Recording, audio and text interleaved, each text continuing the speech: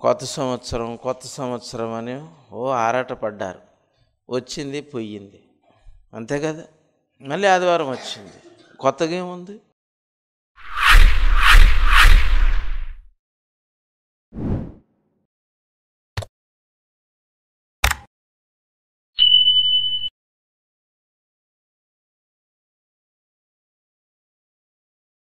ప్రియమైన దేవుని బిడ్డలారా, క్రీస్తు పేరట మీ అందరికీ శుభములు, వందనాలు తెలియజేస్తున్నాను. కొత్త సంవత్సరం అని ఆరాట పడ్డారు. వచ్చింది పోయింది, అంతే కదా. మళ్ళీ ఆదివారం వచ్చింది, కొత్తగా ఏముంది? సోమవారం పోయింది, సోమవారమే కదా వచ్చింది కొత్త సంవత్సరం. మళ్ళీ వస్తుంది సోమవారం. అందుకనే మీకు ముందుగా చెప్పాను, సూర్యుని కింద నూతనమైనది ఏది లేదు. ఏదో హ్యాపీ న్యూ ఇయర్ అంటని లోకం అంటుంది కనుక, మనం కూడా అనకపోతే బాగోదు కనుక హ్యాపీ న్యూ ఇయర్ అని మనం చెప్పుకుంటున్నామే. కానీ వాక్యం చెబుతుంది, లోకాన్ని తరచి క్షుణ్ణంగా పరిశీలించిన జ్ఞాని అయిన సొలొమోను చెప్పాడు, సూర్యుని క్రింద నూతనమైనది ఏది లేదు అని. అంటే నూతన సంవత్సరం ఉంది అని మనము గగ్గోలు పెట్టి, కేరింతలు పెట్టి, విజిల్స్ వేసి, ఫోన్లలో మెసేజ్లు ఎంత అడావిడి చేస్తున్నాం అంటే దేవుడు మనల్ని చూసి పిచ్చోళ్ళు అని అనుకుంటాడు. 2024 సంవత్సరం లేదంటారా చరిత్రలో? మునుపు ఉన్నదే ఇక ముందు ఉండబోవున్నది అని అన్నాడు. అంటే క్రీస్తు శకము 0 నుంచి ప్రారంభమైతే 0కు ముందు 1 ఉంది, 2 ఉంది, అలాగ వెనక్కి వెళ్ళిపోతే 2024 కూడా ఉంది. 2000లో ఎవరున్నారు అని అంటే మోషే గారు ఉన్నారు. క్రీస్తుకు పూర్వం 2000 సంవత్సరాల క్రితం మోషే గారు ఉన్నారు. ఆయన కంటే ముందుగా ఇశ్రాయేలీలు ఉన్నారు, ఇజ్రాయేల్ ఉన్నాడు. యాకోబు, అతని పేరే యాకోబు ఉన్నాడు, ఇస్సాకు ఉన్నాడు, అబ్రహాం గారు ఉన్నారు. క్రీస్తుకు పూర్వం 2000 సంవత్సరాల క్రితం. అంతకు మునుపు మళ్ళీ ఒక 2000 వేసుకుంటే 4000 అవుతాయి. అప్పుడెవరున్నారు? జలప్రలయం ఉంది. అంతకు ఇంకా వెనకకి వెళ్ళిపోతే ఆదాము ఉన్నాడు. అసలు భూమి పుట్టినప్పటి నుంచి ఎన్ని సంవత్సరాలు ఇప్పటికీ ఎవరికీ తెలియవు. అన్ని సంవత్సరాలు పూర్వం ఉన్నాయంటే అన్ని సంవత్సరాలు శకంలో కూడా రాబోతున్నవి అని దేవుడు చెప్పకనే చెప్పాడు. ఇక నూతనమైనది ఏది ఉంది చెప్పండి? నూతనమైనది ఈ భూమిలో ఏదైనా ఉంది అని అంటే, పాపాలను ఒప్పుకొని పాపక్షమాపణ పొందుటకు బాప్తిస్మమందు జన్మించిన వారు నూతన సృష్టి అని అన్నాడు. ఈ సృష్టిలో నూతన సృష్టి అంటే బాప్తిస్మమందు తిరిగి జన్మించిన వారు తప్ప ఇంకొకటి నూతనమైనది ఈ సృష్టిలోనే లేదు. చూసారా? నూతనమైనది ఎందరి జీవితాలలో ఈ నూతనత్వం కనబడుతుంది. ఎంతమంది మారి మనసు మార్చుకొని ఉన్నతంగా పోగొట్టుకున్న దేవుని స్వరూపము, పోలిక, ఆయన లక్షణాలు, ఆయన ప్రేమ, వాటిని మనం తిరిగి పొందటం అనేది ఈ సృష్టిలో అదొక నూతనమైన నవీన స్వభావము అని అన్నాడు. ఈ నవీన స్వభావాన్ని ధరించుకున్న వాళ్ళు నూతనత్వాన్ని పొందిన వాళ్ళు. మళ్ళీ ఈ నూతనత్వాన్ని మళ్ళీ పాతదిగా చేసుకోకూడదు. ప్రాచీన పురుషుడు మళ్ళీ లోపలికి వచ్చాడు అని అంటే, పాత జీవితం మళ్ళీ మారిన కొత్త జీవితంలోనికి వచ్చిందంటే ఇక అది చాలా దారుణం అంట. మారి ఒక నూతన సృష్టిలోనికి ప్రవేశపెట్టబడినటువంటి క్రైస్తవ్యం మళ్ళీ లోకంలోనికి వెళ్ళిందంటే, లోకాచారాలను పాటించిందంటే ఇక యేసుక్రీస్తును మరలా వాళ్ళు బహాటంగా అవమానించటం మాత్రమే కాకుండా ప్రత్యేకంగా తన కొరకు క్రీస్తును మరలా సిలువ వేయువారుగా చరిత్రలో మిగిలిపోతారు. ఎంత దారుణం ఉందో చూడండి, ఎంత దారుణంగా ఉంటుందో ఆ పరిస్థితి ఊహించండి. యేసుక్రీస్తును అందరం కలిసి వేసాము, ఒకసారి కరుణింపబడ్డాము, మళ్ళీ యేసుప్రభువాన్ని ప్రత్యేకంగా నా కోసం మరలా ఒకసారి నేను సిలువ వేస్తాను అని అంటే అది దేవుడు కూడా ఒప్పుకోడు. ఎందుకంటే ఒక్క మారే ఆయన శ్రమ పొందాలని రాయబడి ఉంది కనుక ఒక్క మారే ఆయన ప్రాణం పెట్టునంతగా శ్రమపడ్డాడు, ప్రాణం పెట్టాడు, మనలందరినీ బ్రతికించాడు. బ్రతికిన మనము మళ్ళీ చచ్చిపోకూడదు, నరకానికి వెళ్ళిపోకూడదు, నమ్మి మోసపోకూడదు. నమ్మకంగా ఆయన వచ్చే వరకు ఆయన కొరకు నిరీక్షణ కలిగి ఎదురు చూచేవారుగా భయము భక్తి కలిగి ప్రభువు రాకడ కోసం ఉన్నతమైన శ్రేష్టమైన మంచి మనసు కలిగి రాబో ప్రభువును ఎదుర్కొనుటకు సిద్ధంగా ఉండాలి. అది నీ నూతనత్వంలో, నీ నూతన స్వభావంలో దేవుడు చొరగొనే ఈ అద్భుతమైనటువంటి మార్పు. అది ఆయనకు కంటికి కనపడకపోతే నీలో మరలా ప్రాచీన పురుషుడు కాపురం చేసిన వాడుగా కనబడితే మొదటి స్థితి కంటే వాడి కడపటి స్థితి చెడ్డది, మరీ చెడ్డదగును అని అన్నాడండి. కనుక ప్రియులారా, నూతన స్వభావాన్ని పొంది నూతనమైన సంవత్సరంలోనికి వచ్చామని అనుకుంటున్న మీరు ప్రతిదినము మీకు దేవుని యందు నూతనంగానే ఉండాలి. మాసిపోయిన బట్టలు ఎలాగ ఇడిసిపెడతామో, మాసిపోయిన బట్టలను వేసుకున్న మరలా మనం వాటిని ఎలాగ వేసుకోమో, అలాగే మన పాత మాలిన్యాన్ని, ఆ బురదను, ఆ పాపాన్ని మరలా మనము అంటించుకోకూడదు. ఇది మన జీవితంలో దేవునికి ఎప్పుడు కనపడే నూతన స్వభావంగా కనపడాలి. అప్పుడే మనం ఆయన పిల్లలమని గుర్తిస్తాడు, మనను తన కొరకు ఇంకా ఉన్నతంగా నిలబెట్టుకుంటాడన్న సంగతి మీరు మర్చిపోకూడదు. ఇవన్నీ మనకి ఒక్కొక్కటిగా దేవుడు రాశాడు బైబిల్లో. సార్ చూస్తారా, యోహాను గారు రాసిన మొదటి పత్రిక 2వ అధ్యాయం మన కొరకు ఏమేమి రాశాడో చూడండి. ఎవరెవరికి ఎలాంటి మాటలు చెబుతున్నాడో బైబిల్లో చూడండి. మొదటి యోహాను పత్రిక 2వ అధ్యాయం 13 నుంచి చదువుకుందాం. 12 నుంచి చిన్న పిల్లలారా అంటున్నాడు. చూడండి, చిన్నపిల్లలారా అంటే అర్థం ఏంటిది? మళ్ళీ పాలు తాగే పిల్లలు, సండే స్కూల్ పిల్లలు కాదు. బాప్తిజం మందు నూతన జన్మ, నూతన సృష్టిలోనికి వచ్చిన అప్పుడే జన్మించిన శిశువులను పోలిన వారుగా ఉన్నారు. బాప్తిజం మందు నూతన సృష్టిగా సృష్టింపబడిన వారి గురించి రాయబడిన మాట ఇది. అందుకే అంటున్నాడు, నా చిన్న పిల్లలారా ఆయన నామమును బట్టి మీ పాపములు క్షమింపబడి ఉన్నవి గనుక మీకు వ్రాయిచున్నాను అని అన్నాడు. చూడండి, ఏం రాస్తున్నాడు?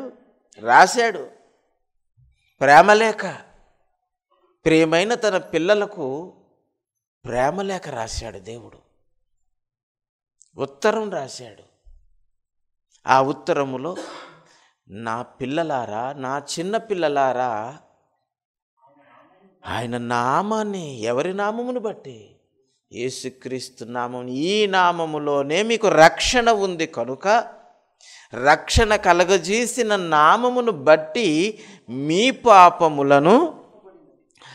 పాపములు క్షమింపబడినవి గనుక మీకు వ్రాయిచున్నారు. మీ పాపాలు క్షమింపబడ్డాయి కనుక రాస్తున్నాను, ఇక మరలా పాపము చేయకుండా ఉండాలని మీ కొరకు రాస్తున్నాను. చూసారా, మీ పేరు రాసుకున్నాను, మీ కొరకు రాస్తున్నాను. మీ పేరు రాశాను, వాడబారనిది, ఒక నూతనమైన పేరు మీకు పెట్టాను, ఆ పేరు రాసుకున్నాను జీవ గ్రంథములో. మీ పాపాలు క్షమింపబడ్డాయని పాపాల చిట్ట తగలబెట్టాను, జీవ గ్రంథములో మీ పేరు రాశాను. అది మీకు చెబుతున్నాను, మీ పాపములు క్షమింపబడినవి గనుక మీకు నేను వ్రాయిచున్నాను. ఓకే, చూసారా? తండ్రులారా అంటున్నాడు. అంటే తండ్రి వయసులో, అంటే బాగా మంచి భక్తిలో ఉన్నవాళ్ళు, దేవునిలో ఎదిగిన వాళ్ళు, దేవునిలో పెద్దలుగా ఉన్నవాళ్ళు తండ్రులారా అంటున్నాడు. వాక్యాన్ని బోధించేవారు కావచ్చు, సంఘానికి పెద్దలుగా పెద్ద మనసు కలిగి బిడ్డల వంటి వారుగా పెంచేవారిని అంటున్నాడు. తండ్రులారా, మీరు ఆది నుండి ఉన్నవానిని ఎరిగి ఉన్నారు. ఆది నుండి ఉన్నవానిని నేనే మొదటివాడను, కడపటివాడను, ఆల్ఫా ఒమేగా, ఏమీ లేనప్పుడే నేనే ఉన్నాను అని ఆది నుండి ఉన్న వానిని మీరు ఎరిగి ఉన్నారు గనుక మీకు రాస్తున్నాను. నేనెవరినో మీకు తెలుసు గనక రాస్తున్నాను అని అన్నాడు. చూసారా? ఆది నుండి ఉన్న వానిని ఎరిగిన వారికి రాస్తున్నాడా? అవును. ఇంకేమంటున్నాడు? మళ్ళీ యవనస్తులారు అంటున్నాడు. అంటే పిల్లల గురించి చెప్పాడు, తండ్రుల గురించి చెప్పాడు. ఇప్పుడు మధ్య వయసులో ఉన్నవాళ్ళు యవనస్తులారా, మీరు దుష్టుని జయించి ఉన్నారు గనుక మీకు రాస్తున్నాను. Very good. దుష్టుని మీరు జయించారు. దుష్టుడంటే ఆడేడో పక్కన ఉండడు, ఆడు మీ చుట్టే తిరుగుతాడు. ఆడు గుణాలన్నీ, వాని లక్షణాలన్నీ మీలో రాకుండా చూసుకోవటమే వానిని జయించటం. దేవుని సన్నిధి కూడా ఉండటం అనేది దుష్టుని జయించటం. మానేసే ఈరోజు ఇంట్లో ఉండు, జ్వరం వచ్చిందని చెప్పు అంటే ఆడు నిన్ను జయించాడని అర్థం. అంతే కదా? చుట్టం వచ్చింది, మరి చూడకపోతే, మర్యాద ఇవ్వకపోతే ఎలాగా? ఉన్నాడా? అదే వాడిలో దుష్టుడు వచ్చి నిన్ను ఆటంకపరిచాడు, రానివ్వకుండా. గుర్తుపట్టారా వాడిని? జయించారా వాడిని? ఓడిపోయారా? చూశారు? జయించారు. జయించిన వారుగా ఉన్నారు గనక మీకు రాస్తున్నానన్నాడు. జయించని వారు ఇంకా వాడి బంధకంలోనే ఉన్నారు కనుక రాయటం లేదు. చూసారా? యవనస్తులారా, మీరు దుష్టుని జయించి ఉన్నారు గనుక మీకు రాయిచున్నాను. చిన్నపిల్లలారా, మీరు తండ్రిని ఎరిగినారు. మొదటిలో ఉన్నటువంటి పిల్లల గురించే చెప్తున్నాడు. మళ్ళీ చిన్నపిల్లలారా, మీరు మీ పాపాలు క్షమింపబడ్డాయి, మీ ఎవరి నామాన్ని బట్టి అయితే క్షమింపబడ్డాయో మీకు రాస్తున్నాను అని చెప్పి ఆ చిన్నపిల్లలకే మరలా చెబుతున్నాడు. చిన్నపిల్లలారా, మీకు తండ్రిని ఎరిగి ఉన్నారు గనుక మీకు రాయిచున్నాను. అంటే ముందు ఎరగలేదు, అందుకని పాపాలతో ఉన్నప్పుడు మనం ఎరగకుండానే పాపాలు చేసాం కనుక ఎరగలేదు. ఆ పాపాలు క్షమింపబడ్డాయి కనుక ఇప్పుడు మీరు ఎరిగి ఉన్నారు. తండ్రులారా, మీరు ఆది నుండి ఉన్నవానిని మీరు ఎరిగి ఉన్నారు కనుక మీకు రాశాను అని అన్నాడు. ఇప్పుడు మళ్ళీ పిల్లల గురించి, మీ తండ్రులు ఎరిగిన దేవుణ్ణి మీరు ఎరిగి ఉన్నారు కనుక మరలా మీకు వ్రాయిచున్నాను అని అన్నాడండి. ఎంత ఉన్నతమైన సంగతులు మన కొరకు రాస్తున్నాడా దేవుడు. చూశారు? తండ్రులారా, మీరు ఆది నుండి ఉన్నవానిని ఎరిగి ఉన్నారు గనుక మీకు రాయిచున్నాను. మళ్ళీ డబల్ చెప్పేస్తున్నాడు. చూడండి, ముందు చెప్పాడు, ఇప్పుడు మీ పిల్లలకు కూడా మీరు ఆది నుండి ఎరిగిన వానిని ఎరిగి ఉన్నారు కనుక మీ పిల్లలకు కూడా నేర్పించండి. ఫర్ ఆల్మైటీ అంటే ఆది నుండి ఉన్నవాడు. చూసారా? స్మాల్ ఏ ఫర్ అపోజల్స్, ఆది నందు దేవుని యొద్ద ఉన్నవానికి శిష్యులుగా ఉన్నవారు కనుక అపోస్తలులు అని ఆల్ఫబెటికల్ చార్ట్ తయారు చేశాను మీకు. మీ పిల్లలకి ఎంతమందికి నేర్పుతున్నారని? కొంతమందికి ఆల్ఫబెటికల్ చార్ట్ నేర్పుతలేరట. ఏం నేర్పుతున్నారంటే తినే వస్తువులను. ఏ అంటే యాపిల్ తినేద్దాము, అమ్మపాలు లేకపోతే అంటే ఆవు పాలు తాగేద్దాము, పెరుగు తినేద్దాము. తిండి గురించేనండి. ఆల్ఫబెట్లో కూడా తిండి గురించే లోకాశలే మళ్ళీ అందులో చూపించారు. అందుకని మీకు సరికొత్త ఒక ఆల్ఫబెటికల్ చార్టును కష్టపడి తయారు చేశానండి. ఎంతమంది మీ పిల్లల్లో మీ ఇండ్లలో ఉన్నాయి చెప్పండి? ఏవి ఉంటున్నాయి? దేవుడు రాసినవి ఉంటున్నాయా? మీకు రాస్తున్నాడు.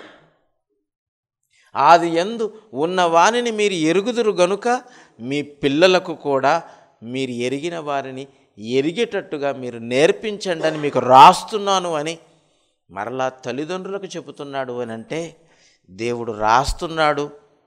మన మీద ఎంతో ప్రేమ కలిగి మనకి ఎన్నో విషయాలు చెప్పాలని ఆయన రాస్తున్నాడు. రాసిన వాటిని చదువుతున్నారా? దివారాత్రములు ధ్యానించేవాడు ధన్యుడు అని అంటున్నాడు. ధన్యులుగా మారిపోతున్నారా? ఆయన రాసినవి చదివి ధ్యానిస్తే, ధ్యానించిన మాటలను బట్టి మీ జీవితంలో వాటిని కనబరిస్తే ధన్యులుగా చెయ్యాలని దేవుడు ఇవన్నీ మన కొరకు రాస్తే చదువుతున్నారా? చదివేస్తే ఉన్నమతిపోతుంది మనకి. ఎప్పుడు చదివినా ఇది కొత్తగానే అనిపిస్తుంది అంటే మరి బుర్రలో ఉంటే కదా. చదివినవి మర్చిపోతున్నారు. జ్ఞాపకం ఉంటే అవును ఇది నేను ముందు చదివాను కదా అని అనుకుంటారు. అది బుర్రలో లేకపోతే తినేస్తే ఉన్నమతి పోయినట్టు చదివినవన్నీ మర్చిపోతున్నారు. పోయిన వారంలో ఏం చెప్పాను చెప్పండి? లాస్ట్ ఆదివారం అంటని చెప్పానా? ఏం చెప్పాను చెప్పండి?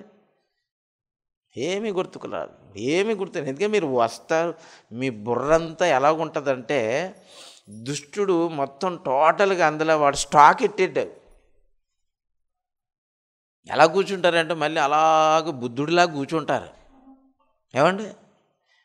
ఆయన రాయి చెట్టు కింద కూర్చుంటే ఆయనకు జ్ఞానం అన్న కలిగింది, కానీ దేవుని యొక్క జ్ఞాన గ్రంథం ముందు కూర్చున్నా, నోరిప్పి చెబుతున్నా, అర్థమయ్యేటట్టుగా అరిచి చెబుతున్నా మీ బుర్రకు మాత్రం అలాగే గోడకి ఇట్లా బాల్ తగిలేసి ఆ బాల్ వెనకకి వెళ్ళిపోయినట్టు వాక్యం వచ్చేసి మీ చెవుల్లోకి వెళ్ళి అలా వెళ్ళిపోతుంది అంతే. అలా వదిలేస్తున్నారు. ఏం చెప్పానంటే మళ్ళీ మీకు ఏమీ గుర్తుకు రాదు. చూసారా? మళ్ళీ వచ్చేసారు ఆదివారం. ఎందుకు వచ్చారంటే మళ్ళీ రావాలి కదా, మరి మానొద్దన్నాడు కదా. ఆదివారమే మానొద్దన్నాడా? సహవాసంగా కూడుకొనుట మానొద్దు అని అన్నాడు. మనం ఎప్పుడు కూడుకోవాలని అనుకుంటే అప్పుడు కూడుకోవాలి. అది సహవాసం. మరి ఆదివారం ఎందుకు? రొట్టె విరచటానికి. ఈ వారమంతా ఆయన త్యాగాన్ని జ్ఞాపకం చేసుకొని మనము కూడా త్యాగధనులుగా బ్రతకటానికి, ఆయన త్యాగాన్ని జ్ఞాపకం చేసుకోవడానికి ఆదివారమున మనం కూర్చుంటాం.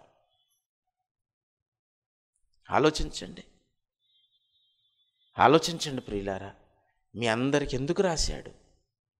బైబిల్ను ఎందుకు రాశాడు? ఆలోచించండి. 3వ అధ్యాయం, ఇదే 1 యోహాను పత్రిక 3వ అధ్యాయం 9వ వచనం చూడండి. చూసారా? నూతన సృష్టిగా పుట్టిన వాళ్ళ గురించి చెప్తున్నాడు.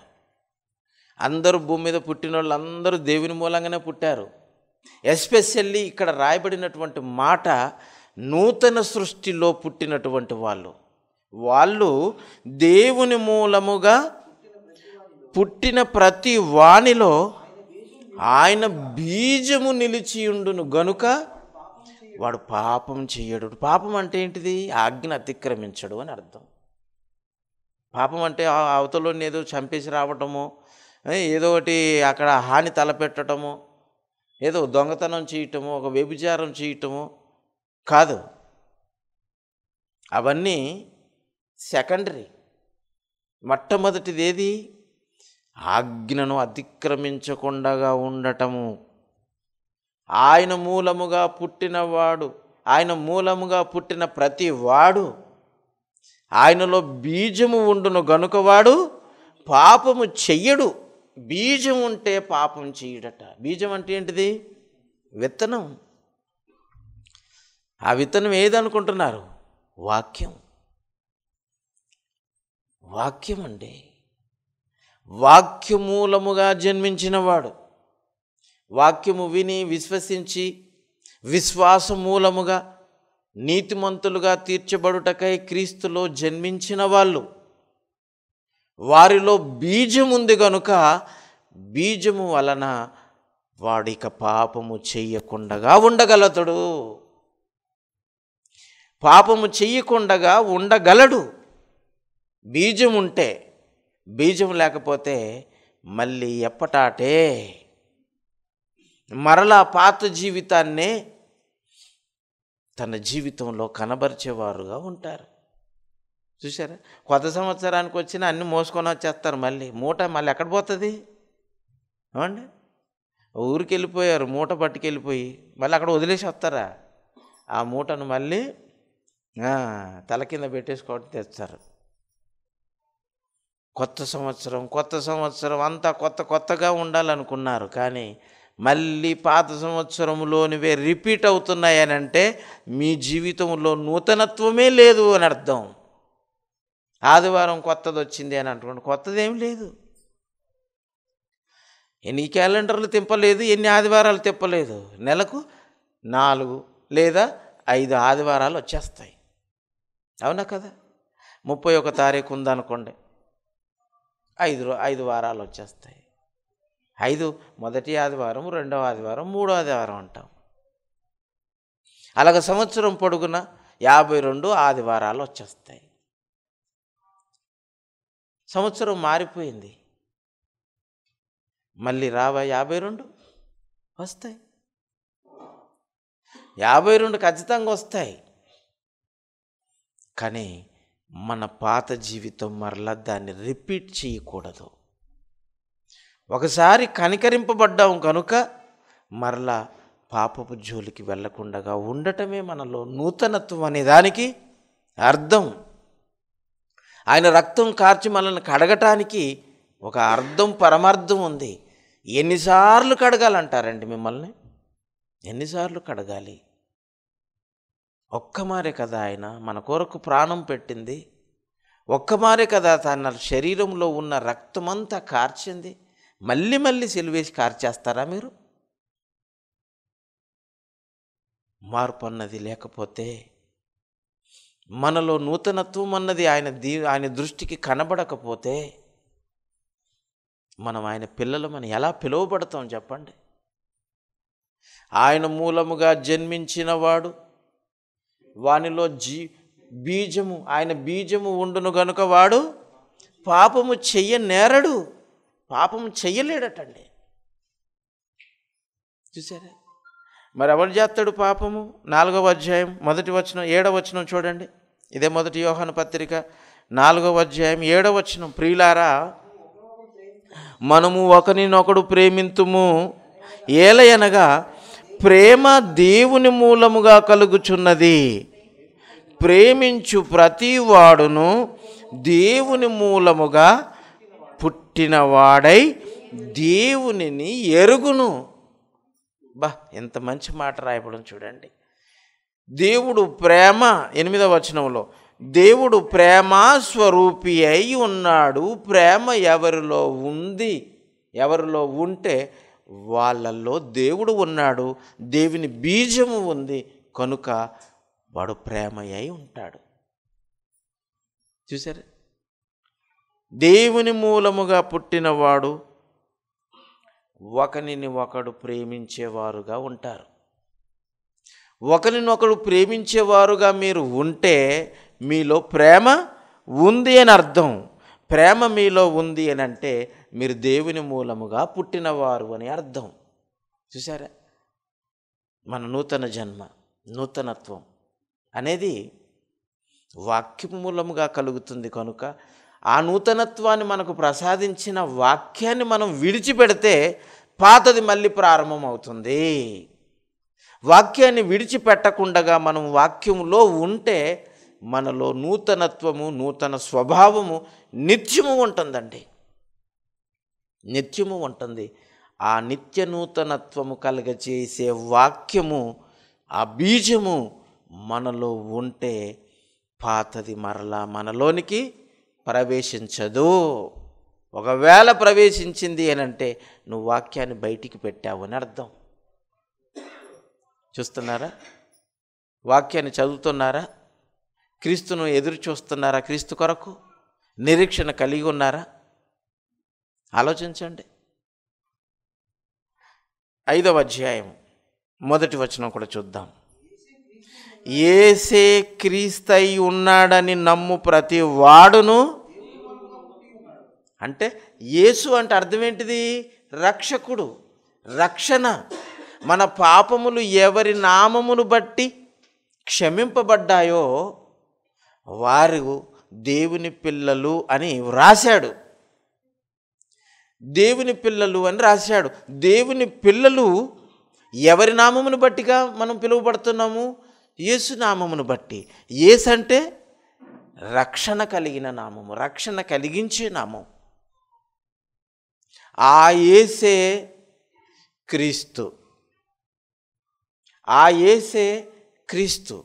ఈ రక్షకుడే మెస్సియా, అభిషక్తుడు అని నమ్మే ప్రతి వాడు దేవుని మూలముగా పుట్టినవాడు అని అర్థం. ఆయన మూలముగా పుట్టిన వానిని ప్రేమించును. మనము దేవునిని ప్రేమించుచు ఆయన ఆజ్ఞలను నెరవేర్చువారమైతిమా, దేవుని పిల్లలను ప్రేమించుచున్నామని దాని వలననే మనం ఎరుగుదుము. దేవుని పిల్లలను ప్రేమించటము మనం దేవుని పిల్లలమని పిలువబడతాం. దేవుని పిల్లలను మనం ప్రేమించకపోతే మనం దేవుని పిల్లలమని పిలువబడము. మరి ఎవరి పిల్లలము? ఎవరి పిల్లలముగా పిలువబడతామో తెలుసా? హెబ్రీయులకు రాసిన పత్రిక 12వ అధ్యాయము ఇందాక చదువుకున్నాం కదా, 7, 8, 9, 10 వచనాలలో చూసారా? శిక్షాఫలము పొందుటకై మీరు సహించుచున్నారు. దేవుడు మిమ్మల్ని కుమారులుగా, దేవుడు మనల్ని శిక్షించాడు అని అంటే మనం దేవుని కుమారులమని దానివలన మనకు తెలుస్తుంది. తండ్రి తన పిల్లల్ని మరి కొడతాడా? తిడతాడు. బుద్ధి చెబుతాడు. నన్ను ఎందుకు కొట్టావు అని అంటని నా తండ్రే కాడంట వెళ్ళిపోతాడు వీడు. ఒకవేళ వాడు ఆ తండ్రి గద్దింపుకు లోబడకపోతే, తండ్రి మీద తిరగబాటు చేస్తే ఆ తండ్రి దృష్టిలో ఏమైపోతాడు? వీడు నాకు పుట్టినవాడు కాదు, అందుకనే నా వాటిలో నీకు ఏ పాలు ఉండదని మెడబట్టుకొని గెంటేస్తాడు. అవునా కాదా? మరి దేవుని ప్రేమింపనివాడు, దేవునిని ప్రేమించేవారిని ప్రేమింపనివాడు, వాడు దేవుని మూలముగా పుట్టినవాడు కాదు గనుక దేవుడు వానిని విడిచిపెడతాడు. వీడు నాకు కాడు అని దేవుడు కూడా పిండం పెట్టి వదిలేస్తాడండి. నో డౌట్ అందులో. మనిషి తన మాట వినకపోతే చచ్చినవాడని పిండం పెడితే జీవము గల దేవుడు పిండం పెట్టడా? పిసికేస్తాడు. నీకు తెలుసు కదా, ఆయన చేతిలో పడ్డాడంటే భయంకరం. ఏంటిది? పిసికేస్తాడు అంతే. చేతిలో పడ్డారా పిసికేస్తాడు. ఆయన చేతి నీడలో ఉన్నారా చల్లగా కాపాడతాడు. కనుక ప్రియులారా, మనకు రాశాడు, పిల్లలారా మీకు రాస్తున్నాను, తండ్రులారా మీకు రాస్తున్నాను, యవనస్తులారా మీకు రాస్తున్నాను, మీరంతా నా కుమారుని మూలముగా మీ పాపాలు క్షమింపబడి నూతన సృష్టిలోనికి వచ్చిన మీరు ఒకరిని ఒకరు మిక్కుటంగా ప్రేమించుకోవలసిన వారై ఉండాలి. ప్రేమింపని వాడు నా కుమారుడు కాడు, కుమారుని కాని వానిని నేను బయట పెడుతున్నాను. ఎవరి కుమారుడుగా దేవుడు పరిగణిస్తాడో కూడా రాశాడు చూడండి 8వ వచనంలో. కుమారులైన వాళ్ళందరూ శిక్షలో పాలు పొందుతారు. కుమారులైన వాళ్ళందరూ శిక్షలో పాలు పొందుతారట. కుమారుడు తప్పు చేస్తే తండ్రి ఖచ్చితంగా బెత్తం పడతాడు. బెత్తం పట్టని తండ్రే కాదు. తప్పు చేసినప్పుడు తండ్రిగా బెత్తం పడతాడు. ఓ మాట చెబుతాడు, రాత్రినే చెప్పాను, గద్దింపు బెత్తం రెండిట్లో ఏముంది? రాత్రి వచ్చిన వాళ్ళు చెప్పాలి, ఏముంది ఈ రెండిట్లలో? వింటారు మీరు అంతే. చెవులలో మొత్తం సీసాలు పోసుకొని దూదులు, చలికాలంలో దూదులెట్టేస్తున్నారు కదా, సీసం పోసేసుకుంటున్నారు. ఏం చెబుతున్నానో మీకు అర్థం అవ్వటం లేదు. అందుకని అంటాను, అప్పుడు దేవా నాకు మొద్దులను కట్టేసావు నాయన, ఈ మొద్దులను అని అనుకుంటాను. నేను ఒక్కొక్కసారి బాధపడతానండి. ఎంత కష్టపడతానో అంత బాధపడతాను మీ గురించి ఒక్కొక్కసారి. మీకు మాత్రం బాధ లేదు. బెత్తము జ్ఞానము, ఈ రెండిట్లో ఏముంది? జ్ఞానం ఉంది. బెత్తం పట్టాడంటే గద్దున వనకాలి, భయం కలగాలి. భయంలో జ్ఞానం ఉంది. గద్దింపులోనైనా బెత్తం పట్టడంలోనైనా జ్ఞానం ఉంది. బెత్తం పట్టాడంటే పిల్లోడు గద్దున వనికి తప్పు చేయకుండా జాగ్రత్తగా ఉంటాడు, జ్ఞానం కలిగి నడుచుకుంటాడు. మీకు రాశాడు వాక్యాన్ని. ఎందుకు? ఆ వాక్యంలో ఉన్న గద్దింపును, ఆ వాక్యంలో ఉన్న ఆయన కోపాన్ని, ప్రేమను అన్నింటినీ అర్థం చేసుకొని ఆయన కొరకు ఉన్నతంగా బ్రతుకుతారని. కానీ మీలోకి భయం ఉందా? కొత్త సంవత్సరంలోనికి వచ్చామని చెప్పుకుంటున్నారు కానీ ఏవి కొత్తవి? మళ్ళీ పాత పాటలే కట్టేసుకున్నారు. అన్నీ కొత్తయేనా? ఏమంటే అవే రైస్ తినేస్తున్నారు, అవే కూరగాయలు. ఏవి కొత్తగేవి? కొత్తవి ఏమున్నాయి చెప్పండి? నూతనత్వం ఏది లోకంలో? ఏమీ లేదు. మీ జీవితంలో ఉండాలి, మీలో కనబడాలి నూతనత్వం. చూసారా? మీరు తింటున్న ప్రతి పదార్థంలో ఒక కొత్త శక్తి మీలోనికి వస్తుంది. మీరు కరిగించుకొని, అరిగించుకొని, మీరు వినియోగించుకున్న తర్వాత మీలో నుండి వెళ్ళిపోయిన శక్తిని కూడగట్టుకోవడానికి మరలా తింటున్నారు. తినేది పాతదైనా అందులో ఉన్న శక్తి మాత్రం మీకు నూతనంగా వస్తుంది మీలోనికి. అలా మార్పులో ఉంది నూతనత్వం. మార్పు చెందకపోతే ఏది మనలో నూతనత్వం ఉండదు.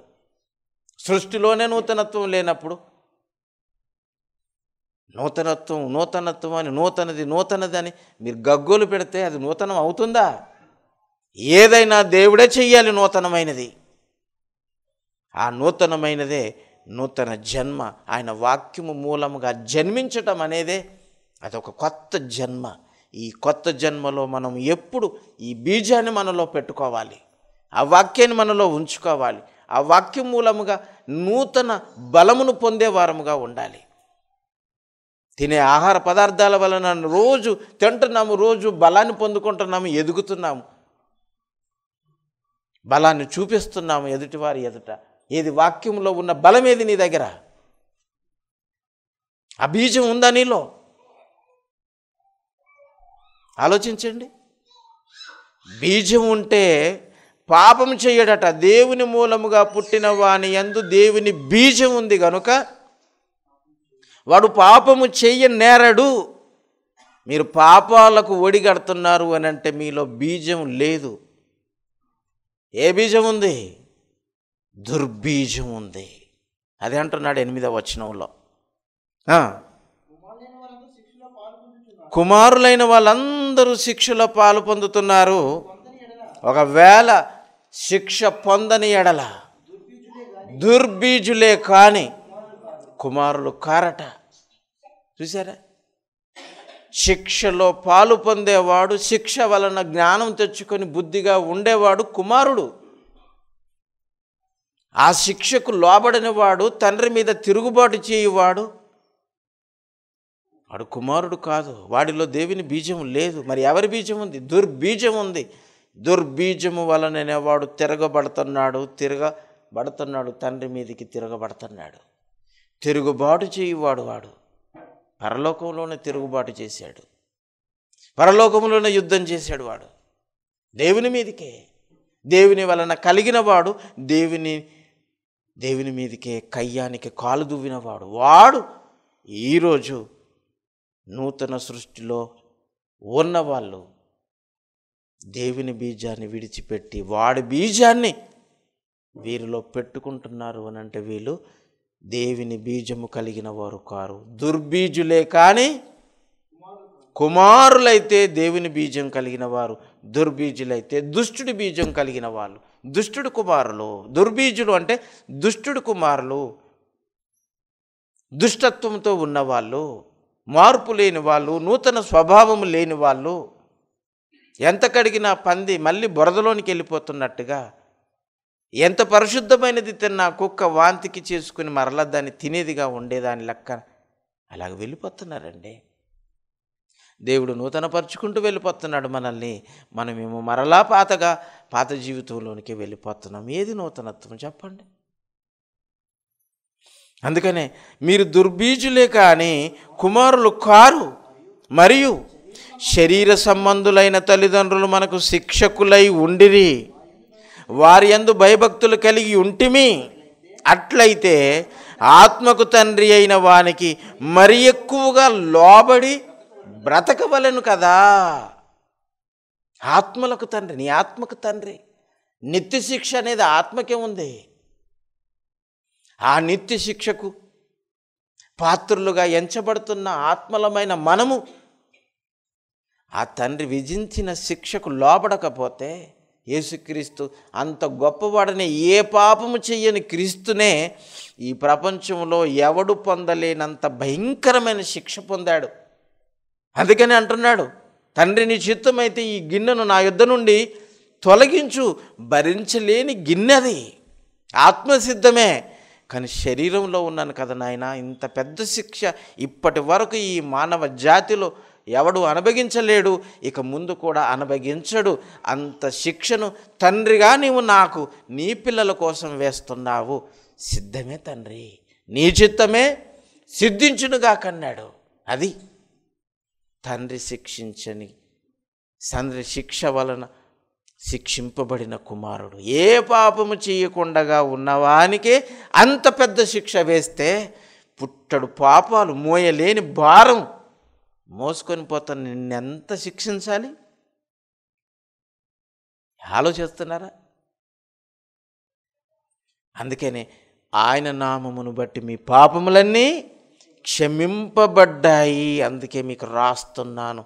ఇక రాస్తున్న వాటిని మీ జీవితంలో నాకు కనబడకపోతే రాసినవి కూడా తుడిపేసి నిత్యాగ్నిగుండంలో పారేస్తాను అని అంటున్నాడు. ఆలోచించండి ప్రియులారా. జీవగ్రంథాన్ని చేత పట్టుకున్న మీలో జీవం ఎప్పుడూ ఉండాలి. ఆ జీవాన్ని పుట్టించే బీజము, వాక్యము మీ హృదయములో ఎప్పుడు సారవంతమైన నేలలో విత్తనం ఎలాగ అభివృద్ధి పొందుతుందో, ఎంత ఉన్నతంగా పంటగా అది ఫలిస్తుందో, వాక్యము కూడా మీలో అంత ఉన్నతంగా ఫలించాలి. ఆ ఫలింపు మనలో లేకపోతే మనము దుర్బీజులమే కానీ కుమారులము కాము. రాసేసుకోండి. పాత జీవితం మరలా మీలో ఉంది అని అంటే మీరు కుమారులు కారు. దేవుడు డాక్యుమెంట్ రాశాడు, దీనిని కాదనేవాడు ఎవడు లేడు. చూసారా? వద్దురా నాయన, అది మంచిది కాదు అని నెత్తి నోరు కొట్టుకొని చెప్పినా వినకపోతే, ఆ మంచిది కానిదే మంచిది అనుకొని దాని వెనకాలనే పరిగెట్టే కుమారుని చూశాడు. బుద్ధి లేని కుమారుడు ఆస్తంతా పంచుకొని వెళ్ళిపోయాడు. ఏం చేశాడు వాడు? వాడిని చూసి ఏం నేర్చుకుంటున్నాం మనం? ఏం నేర్చుకుంటున్నాం? మారు మనసు పొందాడు కనుక, ఆ మారు మనసే నూతనత్వంతో వచ్చాడు కనుక తండ్రి చేర్చుకున్నాడు. నూతనత్వంతో ఉంటే తండ్రి మీ యొద్దకు పరిగెత్తుకొని వస్తాడు. అది తండ్రి ప్రేమ. భుజాన అల్లుకొని ఆలింగనం చేసుకొని వాడి భుజం మీద పడి తండ్రే బాధపడ్డాడు. వాడు పడిన బాధ వాడు అనుభవించిన శిక్షతో సమానం. పందులు మేసే పొట్టు తిన్నాడండి. తండ్రి దగ్గర ఎంత ఉన్నతమైన జీవితాన్ని పొందాడు. ఆ తండ్రిని కాదనుకొని తండ్రి ఆస్తినంతా తీసుకొని బయటికి వెళ్ళిపోయి పాడు చేసుకొని చెట్లు పట్టేశాడు. ఉన్నదంతా ఖర్చు పెట్టేశాడు. ఉన్నప్పుడు బాగానే ఉంటుందండి. తండ్రి కనపడడు, తండ్రి జ్ఞాపకం రాలేదు. ఎందుకంటే జేబులో డబ్బు ఉంది. చిటికేస్తే అన్నీ వచ్చేస్తున్నాయి. అబ్బో, ఇంత పవర్ ఉందా ఈ డబ్బుకి? చిటికేస్తే వచ్చేస్తున్నాయంట. ఎవడక్కడ అనగానే అదేంటిది తీసుకురా అంటాడు. ఆ డబ్బులకు తీసుకొచ్చేస్తాడు. ఓహో, ఇది నా దగ్గర ఉంది కనుక చిటికేస్తే వాడు తీసుకొచ్చి పెట్టాడు. ఇది లేదనుకో, చిటికేస్తే కాదు, నిన్ను చిటిక లేకుండా చేసేస్తాడు. ఎవడరా నువ్వు, నన్ను ఎందుకు చిటికేసి పిలుస్తున్నావు అని. చూసారా?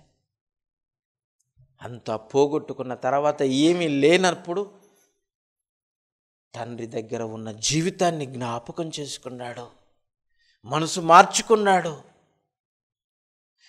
ఆయన దాసులలో ఒక దాసునిగా నన్ను చేర్చుకున్నా చాలు అని దీనత్వంతో అలాగ తల దించుకొని వస్తున్నాడు. కానీ తండ్రి చూస్తున్నాడు కిటికీలో నుంచి. కనబడిన కుమారుని చూసి వాడి దీనత్వాన్ని, వాడి నడకలో, వాడి తల దించుకోవటంలో చూశాడు. ప్రేమతో పరిగెత్తుకొని పోయి, చూశారు కదా జాన్సన్ గారు, విక్టర్ గారు ఎంత గొప్ప పాట రాశాడండి. ఎంత మంచి పాట రాశాడు. ఏం పాట అది?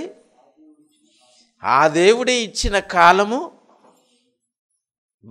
ఎంత మంచి కొత్త సంవత్సరం అంటే ఏం కొత్తది ఉందండి చెప్పండి? మనలో కొత్తదనం లేకపోతే అదే అరటిపండు తినేస్తున్నాం, అదే యాపిల్ పండుని తినేస్తున్నాం, అదే రైస్ని తినేస్తున్నాం, అదే పప్పుచారు, అదే కరివేపాకు, అదే తిన్నదరగకపోతే అదే సోంపు. ఇంకేదండి కొత్తది ఏది ఉంది చెప్పండి? అన్నీ పాతవి అనుభవించేస్తున్నాం. కొత్తది అనుకొని పరిగెడుతున్నాం. కొత్తది లోకంలో లేదు నాయన. వాక్యములోనే కొత్తది ఉంది. ఆ నూతనత్వాన్ని పుట్టించేది వాక్యమే. ఆ వాక్యం నీలో ఉంటే నీలో నూతనత్వం వస్తుంది. మనలో నూతనత్వాన్ని పుట్టించేది వాక్యమే కనుక ఆ వాక్యం మనలో ఉంటే, ఆ వాక్యం బట్టి మనం శిక్షింపబడితే, ఆ వాక్యాన్ని బట్టి మనము బుద్ధి తెచ్చుకొని జ్ఞానవంతులుగా బ్రతికితే మనము దేవుని కుమారులము అని ఇందును బట్టి మనము పిలువబడతాము. చూసారా? వాక్యం అండి. వాక్యం మనలో ఉండాలి. వాక్యం మనలో లేకపోతే దుష్టుడు ఎత్తుకుపోయినట్టు, దుష్టుడు ఎత్తుకుపోతే కాలి గుంచేశాడా, మళ్ళీ ఆడి విత్తనాన్ని తీసుకొచ్చేసాడు. అదేం విత్తనం? అది దుర్బీజము. దేవుని బీజాన్ని ఎత్తుకుపోయి వాడి బీజాన్ని వదిలేశాడు. చూసారా? ఇది దుర్బీజము, అది దేవుని బీజము. అందుకని దేవుని మూలముగా పుట్టిన వానిలో బీజము, దేవుని బీజము ఉంటుంది కనుక వాడికి పాపము చెయ్యనేరడు. పాపము చెయ్యనేరడిని బీజాన్ని వాడెత్తుకుపోయాడు. ఇక పాపం చేసే బీజం వాడి బీజాన్ని, దుర్బీజాన్ని వాడు మన హృదయంలో విత్తాడు. అందుకనే మళ్ళీ మనము పాత జీవితాన్నే రిపీట్ చేస్తున్నాం. ఎంత దారుణం ఉందో చూడండి. ఎంత దారుణం అంటే, ఆత్మలకు తండ్రి అయిన దేవుడు ఆయన శిక్షలో మనము పాలు పొందకపోతే దుర్బీజులమే కానీ కుమారులము ఎంత మాత్రము కాము. శరీర సంబంధమైన తండ్రి శిక్ష విధించినప్పుడు ఆత్మలకు తండ్రి అయిన దేవుని శిక్షకు మరి ఎక్కువగా మనము లోబడాలి. లోబడుతున్నారా? లోబడే తత్వం మనలో ఉందా? ఇంకేమంటున్నాడు 11వ వచనంలో?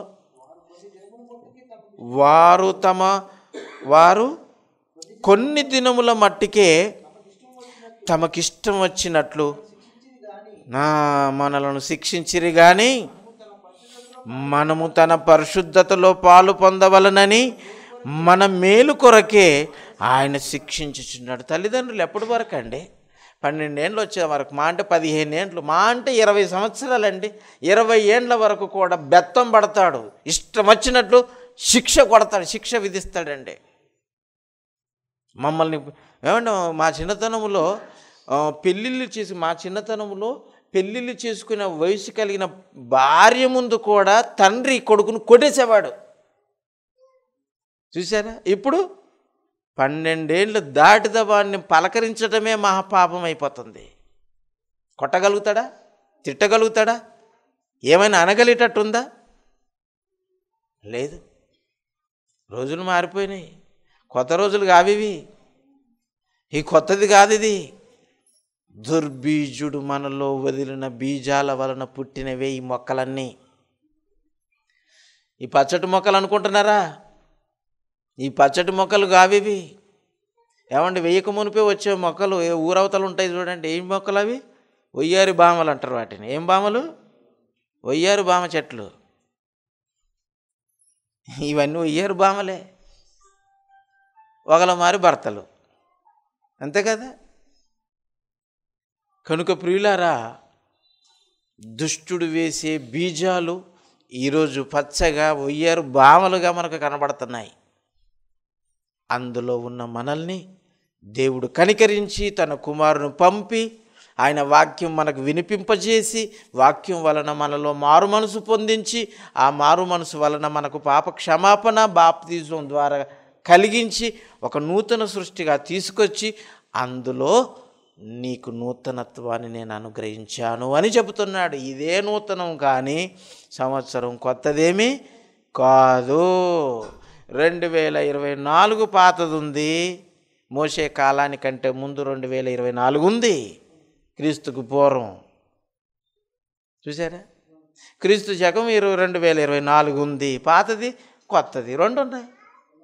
ఏది ముందు ఉన్నదే ఇక ముందు ఉండబోతుంది అని అన్నాడు. కొత్తది ఏమీ లేదండి. కొత్తదంటూ ఈ లోకంలో కలిగి ఉంది అని అంటే అది దేవుని వలన ఒక నూతన జన్మ, వాక్యమును బట్టి. ఆ వాక్యాన్ని బట్టి మనము దేవుని పిల్లలముగా పిలువబడుతున్నాము. కనుక దేవుని పిల్లలుగా పిలువబడేవారు ఇక వారిలో దేవుని బీజము ఉంటుంది కనుక వారిక పాపము చేయకుండా ఉంటారు. ఒకవేళ పాపం చేస్తున్నారు అని అంటే బీజం వారిలో నుండి లేదు, వెళ్ళిపోయింది. పాపం చేస్తున్నారంటే దుర్బీజం విత్తబడింది. అందుకనే మీరు దుర్బీజులే కానీ కుమారులు కారు. కుమారులైతే దేవుని బీజం కలిగిన వాళ్ళు, దుష్టులైతే దుర్బీజులు అని అన్నాడు. ఆలోచించండి ప్రియులారా, ఆలోచించండి. ఎఫెసీ పత్రిక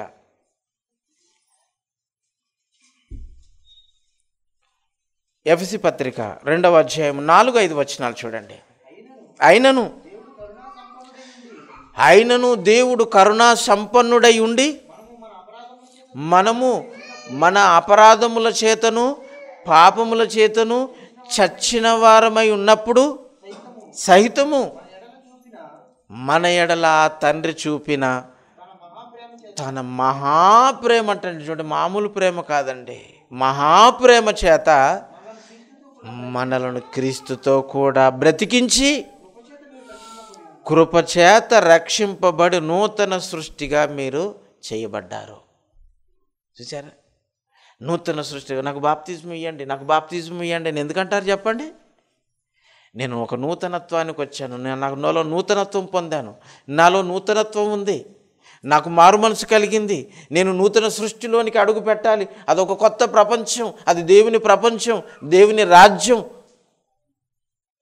అందులో దేవుని పిల్లలతో నేను కలిసి ఉండాలి. లోకంలో నుండి విడిపింపబడి దేవుని రాజ్యంలోనికి చేర్చబడుతున్నారు. అందుకని మీరు లోకంలో నుండి బయటకు వచ్చారు. మనమంతా ఒక దేవుని రాజ్యంగా, ఒక సంఘంగా మనం ఎందుకు కూడుకున్నాము?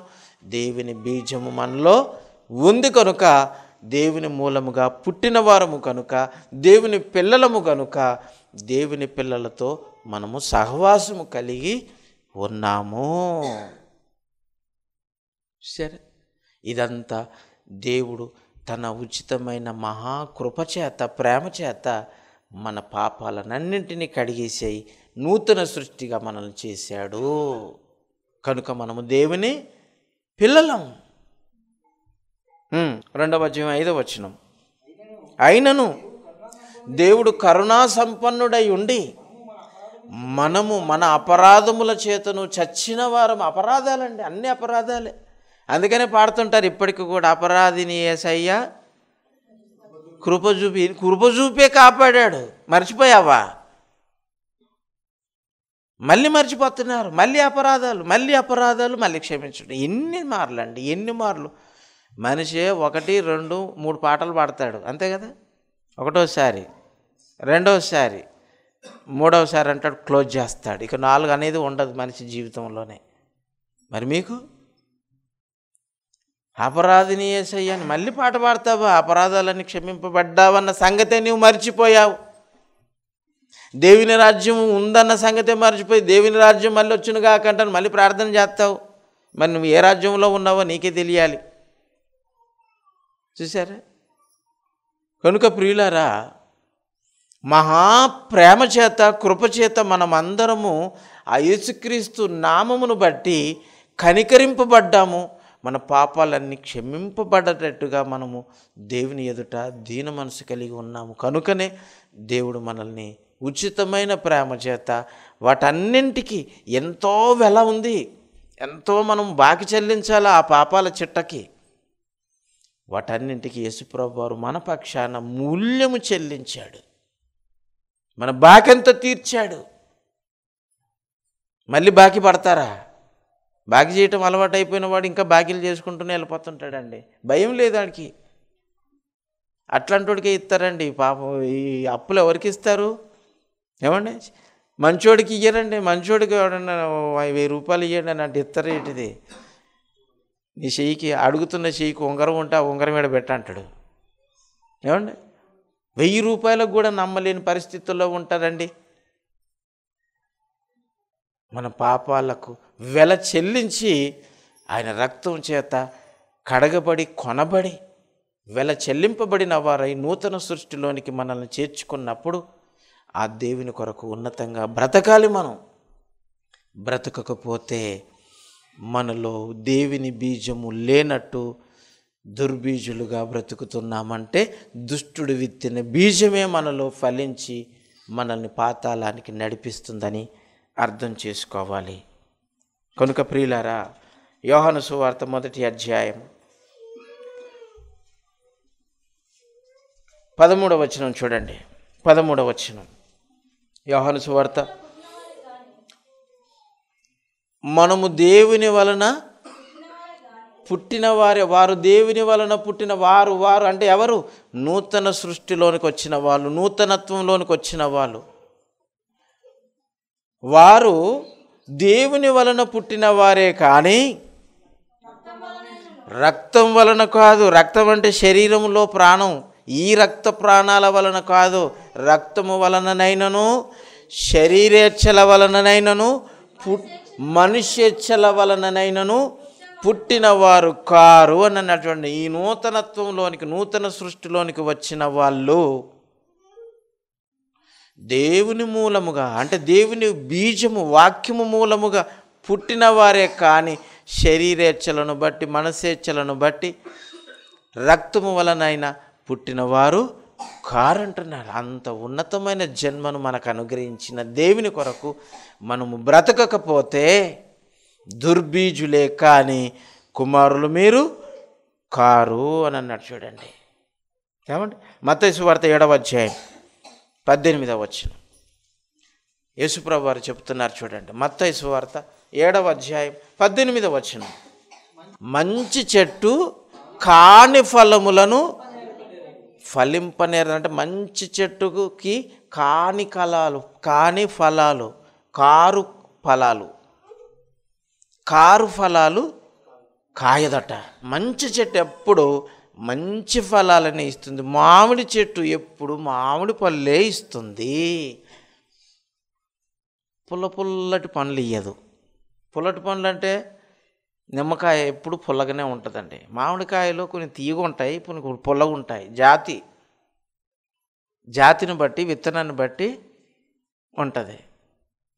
పుల్ల జాతి ఉంది. పుల్లటి అని వాటిని ఏం చేస్తాం మనము? పచ్చడి పెట్టుకుంటాం. ఆవకాయ పచ్చడి పెట్టుకుంటాం. ఏమండి? పచ్చడికి పెట్టుకునే వాటిని పుల్లయ్య అన్నాడు, తినే వాటిని తీయ అన్నాడు. ఆ తీయ దాంట్లో కూడా కొన్ని రకరకాలుగా ఉంటాయి. కొన్ని తీయగా ఉంటాయి, కొన్ని బాగా స్వీట్గా తీయగా ఉంటాయి, ఏమండి? మరి షుగర్లు ఉన్న వాళ్ళు మరి పండ్లు ఎక్కువగా తినకూడదు, మామిడి పండు అసలే తినకూడదు. అలాంటప్పుడు దేవుడు ఏం చేయాలి? వాళ్ళకి కొంచెం స్వీట్ తక్కువ ఉన్నది వెయ్యాలి. మనం ఏమిటిది మార్కెట్లో ఏవి దొరికితే దీనికి వస్తాం, తినేస్తాం. ఒకటి జర తీయగా లేనిది ఏదైతే ఉందనుకోండి, అదే అప్పుడు షుగర్ పేషెంట్లకు ఇవ్వాలి. ఈ పండు నువ్వు తినేయచ్చు, ఎందుకంటే అందులో షుగర్ కొంచెం తగ్గుంది. దేవుడు నీకోసమే తగ్గించి లోకంలో చేస్తలేరండి. షుగర్ ఫ్రీ ట్యాబ్లెట్లు ఉన్నాయి, ఏమండి? షుగర్ ఫ్రీ స్వీట్లు ఉన్నాయి. మనిషి ఇంత తెలివితేటలతోటి షుగర్ లేకుండా స్వీట్ని ఇస్తే విని నమ్ముతున్నాము, కానీ దేవుడు మనకు షుగర్లెస్ స్వీట్లు లేవనుకుంటున్నారా? సృష్టిలో ఉన్నాయి. కొన్ని ఒగరొగరు పండ్లు ఉంటాయి, మామిడి పండే కానీ ఒగరు. అంటే ఒగరు అంటే అర్థం ఏంటిది? స్వీట్ని దెబ్బతీసేది, అంటే పులుపును ఏది మన షుగర్ని డౌన్ చేసేది ఒగరు. ఆ ఒగరొగరు పండ్లు తిన్నారనుకోండి, మీరు మామిడి పండ్లు తిన్నట్టే. అంతేగాని తీయ తింటేనే మామిడి పండ్లు తిన్నట్టు అనేది కాదు. దేవుడు మన కొరకు ఈ శరీరాన్ని సృష్టించిన దేవుడు ఈ శరీరం ఎప్పుడు ఎలాగుంటుందో, దీనికి ఏది ఎలా ఇవ్వాలో అన్నీ ఆలోచించి ఆలోచించి ఆలోచించి ఎంతకాలం ఆలోచించాడో తెలియదు, కానీ బాగా ఆలోచించే సృష్టి చేయటానికి పూనుకున్నాడు, ఆలోచించి చేయటానికి పూనుకున్నాడు. ఆలోచించిన కాలం మనకు బైబిల్లో రాయబడలేదు. ఆలోచించిన వాటిని కార్యరూపం దాల్చడానికి 6 దినాలు అన్నాడు. ఈ 6 దినాల లెక్క ఇప్పటికీ మనకు తేలదు. మనకి భూకాలంలో ఉన్నాం, అవేమో విశ్వకాలంలో ఉంది. విశ్వమును 1 సంవత్సరం అంటే 365 దినాలే అనుకుందాం. 365 దినాలు విశ్వానికి ఒక దినం అనుకుంటే, మరి ఒక దినానికి ఎన్ని గంటలో? మనకైతే 24 గంటలు ఒక దినం. మరి ఆ విశ్వ దినానికి ఎన్ని గంటలో మనకు తెలియదు. అంటే లెక్కలేని కాలంలోనే ఆయన అంత కాలంగా ఆలోచించాడు, లెక్కలేని కాలమే మన కొరకు కష్టపడ్డాడు. చూశారు? కనుక దేవుడు మన కొరకు ఇంత ఉన్నతమైనటువంటి అన్నీ ఇచ్చాడు. అన్నీ ఇచ్చిన తర్వాత మనం ఆయన కొరకు బ్రతకకపోతే చాలా ప్రాబ్లమ్స్లో పడతామని మనకు అర్థమైపోతుంది. అందుకనే మంచి చెట్టు కాని ఫలములను ఫలింపనేరదు. ఇది 100% రైట్.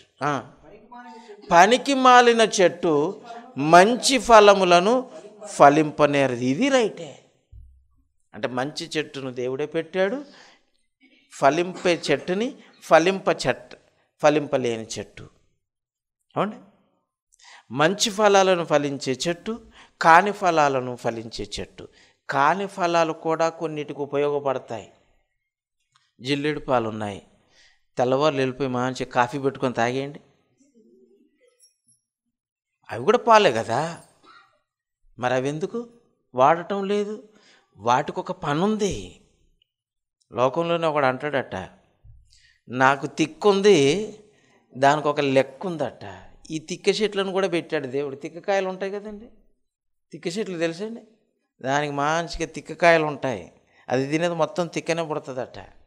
అందుకని మనం తిక్క ఎవరికైనా ఉందే, తిక్క కుదిరించడానికి ఆ తిక్కకాయలను పెట్టాడు. ఇప్పుడు ఎయిడ్స్ ఉందనుకోండి, ఎయిడ్స్కు ప్రాథమికంగా కొన్ని ఇలాంటి వనమూలికలను వాడతారు. మనం డైరెక్ట్గా తీసుకుంటే మన ప్రాణం దానిని తట్టుకోలేదు. అందుకనే అలాంటి ప్రాణహానిని కలిగించేవి ఉన్నను వాటిలో పర్సంటేజ్లో చాలా కొలిసి దాన్ని తీసుకుంటారు. పాము విషము కరిస్తే చచ్చిపోతాడు, కానీ పాము విషాన్ని ఏమండి క్యాన్సర్ రోగానికి మందుగా వాడుతున్నారు, తెలుసా? అంటే ఈ క్యాన్సర్ను చంపుతారు నెమ్మది. అందుకనే డోసులు అలా కొంచెం ఇస్తుంటారు. ఆ విషాన్ని ఇచ్చి క్యాన్సర్ కణాన్ని చంపేస్తుంటారు. మనకు అది అలాగ ఉపయోగపడుతుంది. అందుకని మీరు పామును కట్టించి క్యాన్సర్ రోగం ఉన్నోని ఒకసారి డైరెక్ట్గా కరిపించేయండి, తప్పున ఎగిరిపోతాడు. ఎందుకంటే అది డోసులాగా ఇచ్చేయాలి. మనం కూడా ఎన్ని గోళీలు తెచ్చేసుకుంటాం, నెలకు సరిపడింది ఇంత స్ట్రిప్లు ఇస్తాడు డాక్టర్, అన్నీ ఒకటేసారి వేసేసుకుంటే ఏమైపోతాం? ఒక్కటేసారి వెళ్ళిపోతాం. మనలో ఉన్న బలహీనత పోవాలి కానీ మనం పోకూడదు. అలాగే దేవుడు సృష్టిలో కాని ఫలాలను ఫలించే చెట్టును పెట్టాడు, మంచి ఫలాలను ఫలించే చెట్టును పెట్టాడు. కానీ మంచిదానికి కాలు ఫలాలు రావు, కాని ఫలాల చెట్టుకి మంచి ఫలాలు రావు. ఇది నిశ్చయం. కనుక మనం మంచి బీజము నుండి పుట్టాము. అది దేవుని బీజము నుండి. దేవుని బీజము నుండి పుట్టినవాడు ఎవడునూ పాపము చెయ్యనేరడు. కనుక మీకు రాస్తున్నాను, ఇక మీరు పాపము చేయకుండా ఉండండి. చివరిగా పేతురు రాసిన మొదటి పత్రిక మొదటి అధ్యాయము 22-23 వచనాలు చదువుకొని ముగించుకుందాం. మీరు క్షయబీజము అంటే క్షయం బీజము అని అంటే దుర్బీజము అని అర్థం. నాశనము అయ్యే బీజం. క్షయబీజము క్షయమైపోయే బీజం. మీరు క్షయబీజము నుండి కాక శాశ్వతమగు జీవము గల దేవుని వాక్యమూలముగా అక్షయ బీజము నుండి పుట్టినవారు గనుక, అబ్బా చూసారా, అక్షయమైన దేవుని బీజము నుండి పుట్టినవారు కనుక మీరు దేవుని పిల్లలై ఉన్నారు గనుక నిష్కపటమైన ప్రేమ, కపటమైన ప్రేమ కాదు, నిష్కపటమైన ప్రేమ, సహోదర ప్రేమ కలుగునట్లు మీరు సత్యమునకు విధేయులు అగుట చేత మనసులను పవిత్రపరచుకొనిన వారై ఉండి ఒకరినొకడు హృదయపూర్వకముగా మిక్కుటముగా. ఎంత ప్రేమించాలని అంటే వదిలితే ఉండలేని పరిస్థితి. వదిలిస్తే అయ్యో నా ఫ్రెండ్ వదిలేస్తే బతకలేకపోతున్నామని అన్నట్టు ఉండాలట. క్రీస్తులోనికి వచ్చిన తర్వాత ఒకరినొకరు మిక్కుటమైన ప్రేమ కలిగి ఉండాలి. అది అక్షయమైన నిత్యమైన బీజము నుండి పుట్టిన వారిలో ఖచ్చితంగా ఈ బాండేజ్ అనేటువంటిది స్ట్రాంగ్గా ఉండాలి. అప్పుడే మనం దేవుని పిల్లలమని పిలువబడతాము. కనుక నూతన సంవత్సరం అని కేకలేశారు, వారం అయిపోయింది, ఏమీ లేదు. ఏమి రకంట అంటే ఎప్పటాటే మళ్ళీ మొదటి వారం రిపీటు. ఈ డిసెంబర్ చివరి వరకు మళ్ళీ ఇదే ఆట ఆడతారు. చూడండి, 10 గంటలకు రమ్మంటే మీరు ఎన్ని గంటలకు వస్తారు? మా ఆట మీకు తెలిసే కదన్నా, మార్నింగ్ షో అంటే మ్యాట్నికి వచ్చేస్తామని అంటారు. కనుక మార్పు మీలోనే కావాలని దేవుడు కోరుతున్నాడు. నూతనత్వం మీలోనే ఉండాలని దేవుడు కోరుతున్నాడు. కానీ సృష్టిలో నూతనత్వం అనేది ఏది లేదు. దేవుడి మాటలను దీవించునుగాక.